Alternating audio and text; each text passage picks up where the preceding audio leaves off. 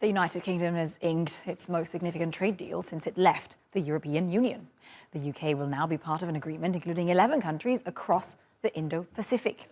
London joining the Comprehensive and Progressive Agreement for Trans-Pacific Partnership will reduce trade barriers across the bloc.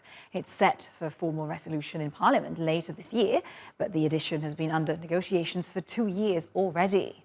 An application by China to join is still pending, but it's likely to face resistance from members. For now, the members will be the UK, Australia, Brunei, Chile, Japan, Malaysia, Mexico, New Zealand, Peru, Singapore, Vietnam and Canada. That's 500 million people and about 15% of global GDP. The accession comes as the British economy has been struggling after Brexit, with high cost of living and tricky trade relationships with its neighbours. But British Labour unions worry the agreement will enable the abuse of workers abroad and allow multinational companies to strong-arm the UK government in court at the expense of workers at home. And now let's go to other top stories from around the world. Japan is imposing export restrictions on 23 types of semiconductor manufacturing equipment, joining US efforts to limit China's access to cutting-edge chips. Japanese Trade Minister Yasutoshi Nishimura said equipment makers would need to seek export permissions for all regions.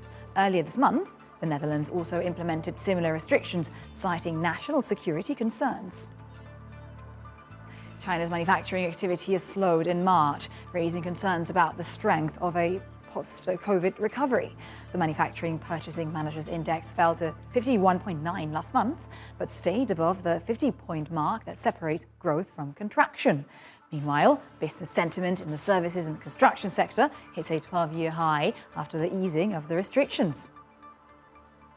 And Sir Richard Branson's Virgin Orbit is laying off 85% of staff after failing to secure new investments to shore up its finances.